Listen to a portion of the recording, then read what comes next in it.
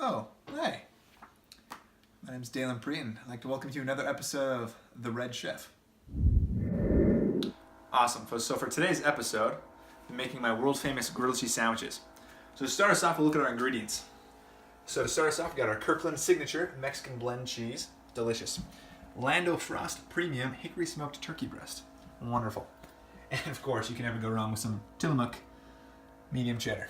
And of course, coming out straight from the Utah, Grandma Sycamore's homemade bread. Alright, so to start us off, I've laid the bread down. So you just got the two sides.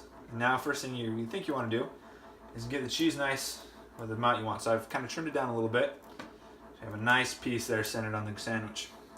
But for today's secret ingredient, we'll be using nacho flavored Doritos. So, bring it in. So what we're going to do with these, this is a very important step. You want to put these down first before you put your cheese. Just going to lay it down, make a nice little pattern here. Make sure it's nice even. Maybe one more on there. A nice cheesy one. Perfect. So we lay those down. And now we're going to put our cheese on top. So what this is going to do is when we cook it, the cheese is going to melt down on top of them, keeping in all that flavor and just a nice little bit of crunch so it's not too crazy. But just right, so it's a nice flavor there for us. Awesome. So now we're going to throw on some hickory smoked turkey. My bad. Let's whip this open. And so this one, you can kind of mix and match. What I like to do is get about 3 slices, if I can.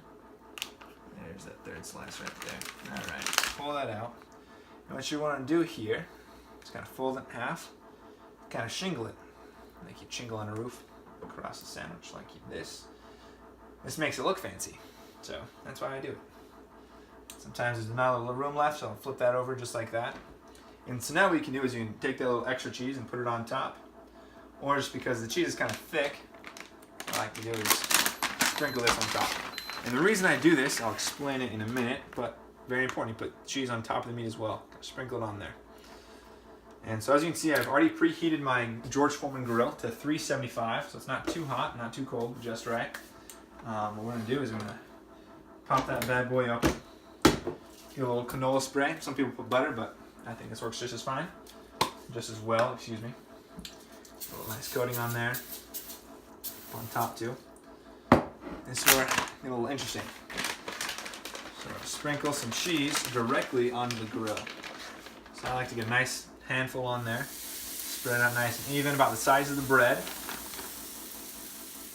And what this is going to do is as it cooks, you'll get that nice grilled cheese flavor on the outside. Close it down, and my George Foreman grill is a little offset, so I'm going to apply a little bit of pressure. Cut. Awesome. So as you come on in, so it's been on for about 2 minutes now. I'm going to pop it open. You can see on the top it's starting to bubble and get a little crisp on the edges there. So what I'm going to do is I'm going to stick my knife underneath there and flip it up and over. So it's not too hot on the bottom, so you can grab it, flip it out. What you want to do, spread a little more canola on there, a little more on top. And because my George Foreman grill is different textures on top and bottom, I have to put the cheese on separately. So put another little layer. Sprinkle it on there, nice and good line. Maybe a little bit more. Grab this bad boy, put that cheese back up, put it down on there. And so remember how we put that cheese on the meat? The reason that's important is now as I close this top piece, what can happen is the top cheese can stick to the top of the grill and then separate it, and then it gets all messy and gross. And you don't want that. So as we put that cheese on top to keep the sandwich together as it cooks. Now wait a few more minutes and see how it turns out. Alright, for today's weekly review, we'll see what we got.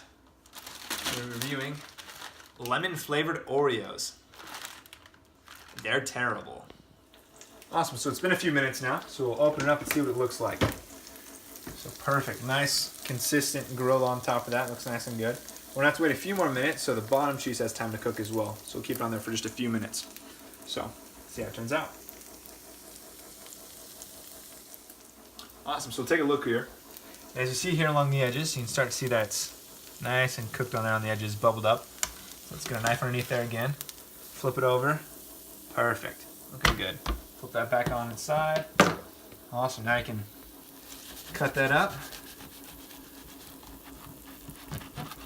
Get a sharper knife than mine, hopefully. Nice cut.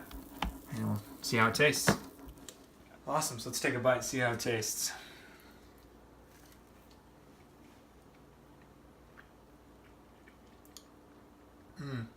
It's a real humdinger. Alrighty, well, thanks for watching, and special shout out to my main man, Brother Rogers. And actually, a special shout out to his bacon YouTube blog thing. Yeah, extra credit. Anyway, thanks. Have a good day.